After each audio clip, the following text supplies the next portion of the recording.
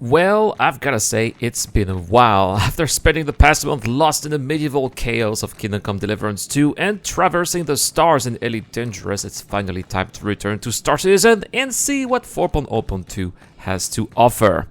The question is, what has changed? What has Clad Imperial Games been up to while I was busy fighting off bandits and holy cargo in another galaxy? Have they finally fixed the bugs? Or am I about to walk into another broken elevator and fall into the abyss? Let's find out.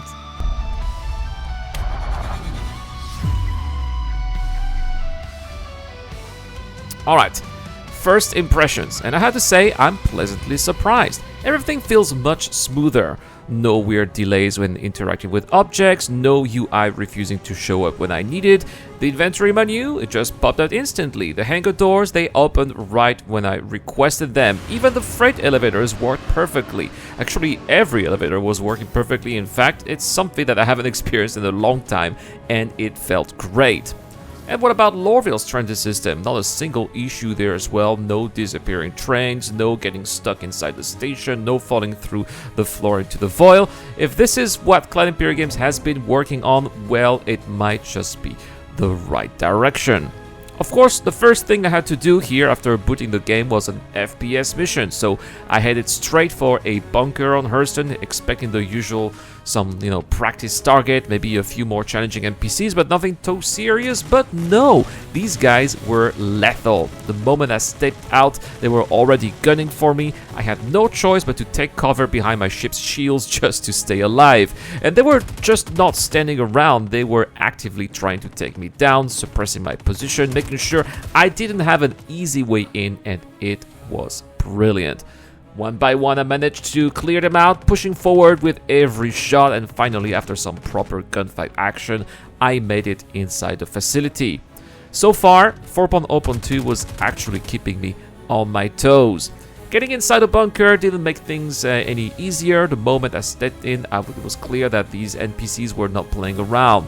And then I realized that they were really hunting me down. They were not standing around, there were no awkward AI bugs. They were actively moving, flanking, and trying to take me down. I took a few hits, more than I'd like to admit in fact, but I managed to duck behind a pillar to stay alive.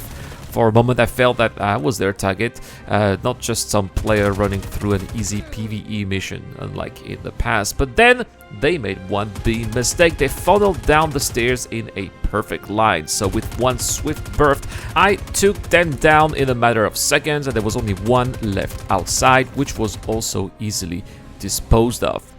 So, first test, first path, FPS bunkers, missions in 4.0.2, they are surprisingly solid. The AI felt aggressive, the fights were engaging, so naturally I wanted more. Time to push things a little bit further, right? So I picked a bunker with turrets, and what better way to deal with those than the A1 Spirit?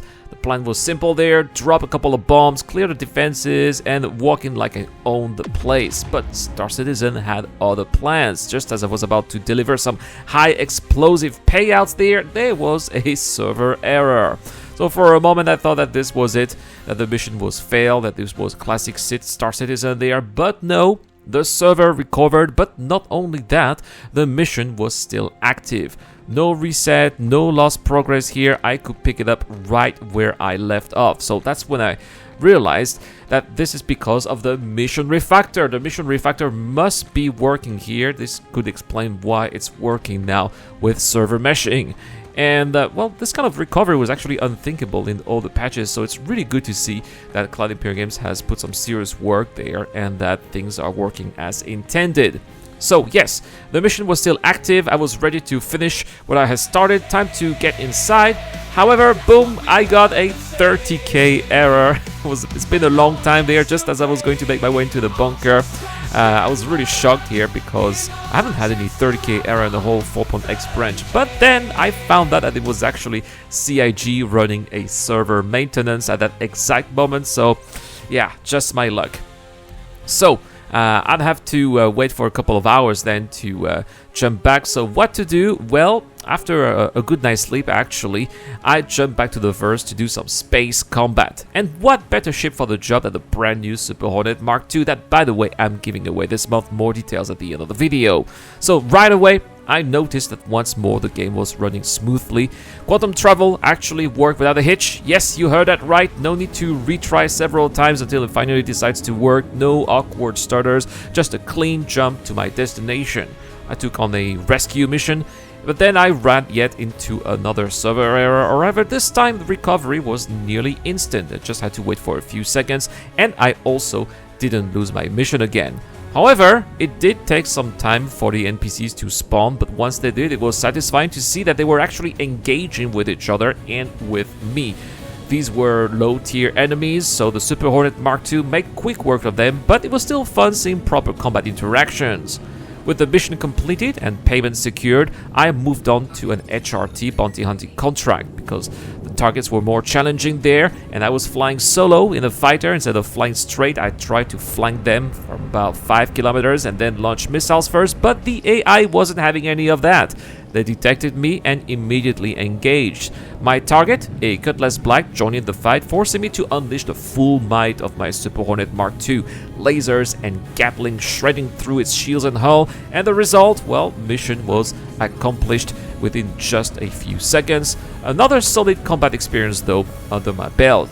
And I have to confess, I completely skipped Star Citizen of R4.0.1 with its instability and endless barrage of bugs. Playing the game back then felt more like a punishment rather than an experience, but 4.0.2, it feels really like a step in the right directions.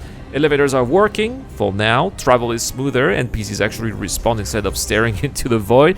It's not perfect, but compared to the mess that was 4.0.1, this is a noticeable improvement. Of course, I still need to make my way to Pyro and check out the Supply or Die event, but that will be for another video. For now, I'm pleased with what I've seen. CIG is also continuing to push hotfixes. If they keep this up and I roll out the server errors, 4.0.2 is likely going to be quite a decent experience for us, the players, so fingers crossed. That's all for this video, guys. Don't forget we got a giveaway this month. I'm giving away a Super Hornet Mark II Hard Secure Edition with LTI. All you have to do is subscribe to the channel and comment to any videos posted this month. 10 comments will be picked into the Wheel of Names automatic entries for Patreons and YouTube members. A big shout out to Dr. Fabin, Shadow Rise, Zero Crusher, and Ducky to Ducker. I have been Irad. Thank you so much for watching once again. I'll see you guys in the next one.